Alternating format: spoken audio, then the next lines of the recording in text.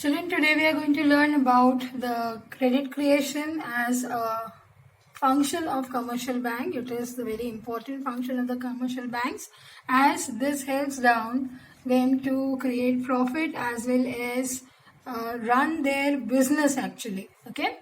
So the process of credit creation is called as the money multiplier process. Okay. This is we are going to learn as a function of commercial bank today. Now, what exactly are the different functions? The commercial banks perform functions such as accepting deposits, we have learned, granting loans, we have learned, right? And making investments with the aim of earning profit, right? So, when it comes to the aim of earning profits, the commercial banks create this credit, okay, with the process of money multiplier, right? And when it also comes to the lending loans, so how is the loan being lent by the commercial banks with the help of the demand deposits? This is what is explained here in this process, okay? So money is what? Money is, or the money supply in the economy is the currency held with the public as well as the demand deposits, that is C plus D, okay? And this is said to be as the narrow money. And what is high powered money? High powered money stands with H.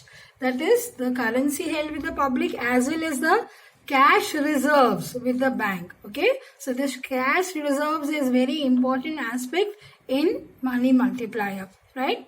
Now the currency creation, that is high powered money, is created by the central bank of the country. Okay.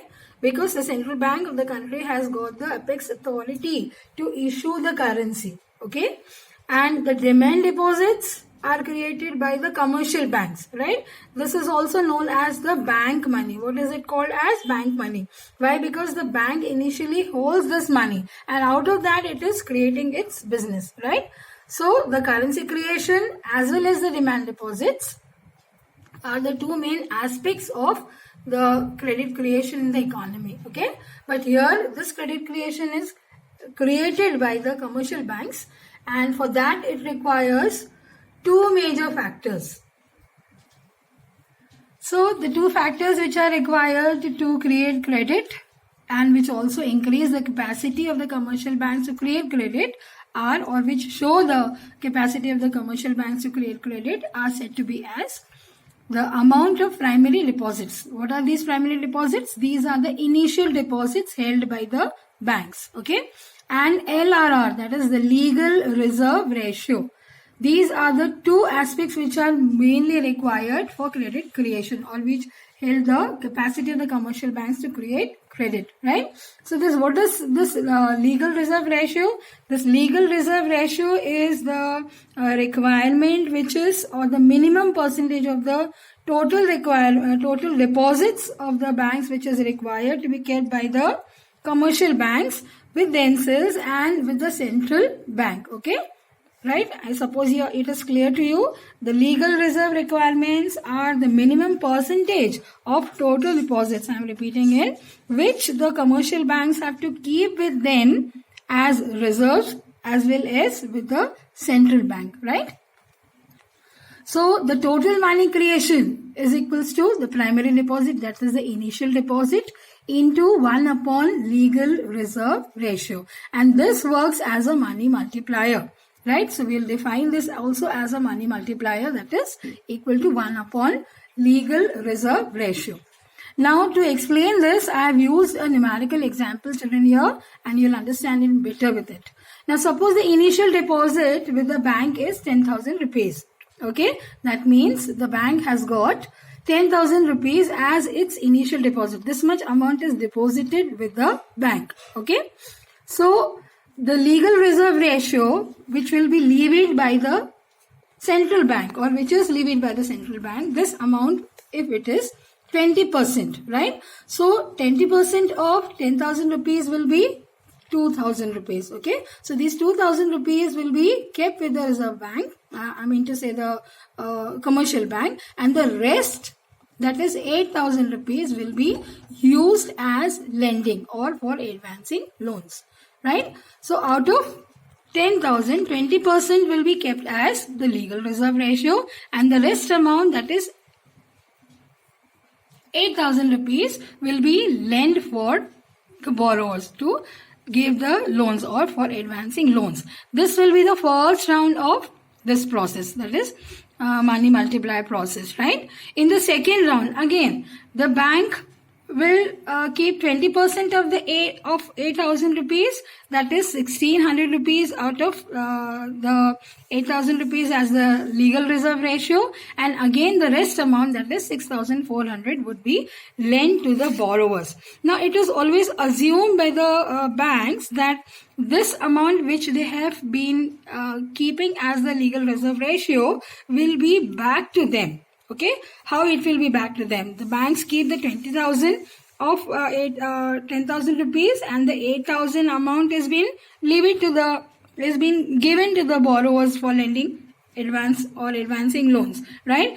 But those who borrow this money will spend it, and so it is assumed that out of this or this amount will be back to the banks. Okay, and this will raise the total deposits to 80,000 rupees. Are you getting my point, children? This will raise the total deposits to 18,000 rupees. That means whatever the banks lend to the borrowers, that is spent by the borrowers, and again this amount is retained by the banks. Is that clear? And this always increases their capacity to lend the money. Those children, the deposits go on increasing at the rate of 80% of the last deposit. Okay, that means when this process keeps into continuation, right, till the last deposit, the deposits will be increased up to 80%. Okay, and the total deposits will be determined by the money multiplier. That is the process which I told you right now. So money multiplier is equals to 1 upon the legal reserve ratio. So it becomes 5, and the total deposits will be the primary deposits into the money multiplier, which I explained before this. So the initial deposit was how much? 10,000 rupees. When it is multiplied 5 times, what do you get? You get 50,000. So this is the amount which has been created by the banks. Okay. Isn't it profitable? Right? 10,000 se kitna bana liya? 50,000. Right? So this is the process of credit creation by the commercial bank, and which is one of the major functions of the commercial banks. Right? It always happens in different types of rounds. Okay? And when every round commences, the capacity of the commercial banks increases. Okay? And this is how they create credit. Right? This is a very important question from the point of view of your exams, children.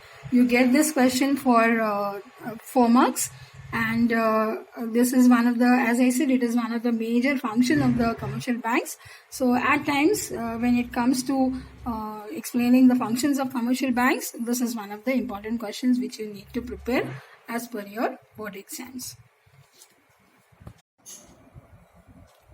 Children, this is another example of the process of money multiplier or the money creation by the commercial banks, and stepwise the process has been explained with a numerical example.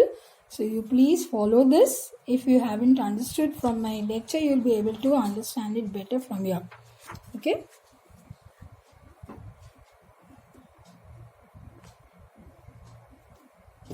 With this, we have come to the end of the functions of commercial banks, right? This is the half portion of unit which we have completed.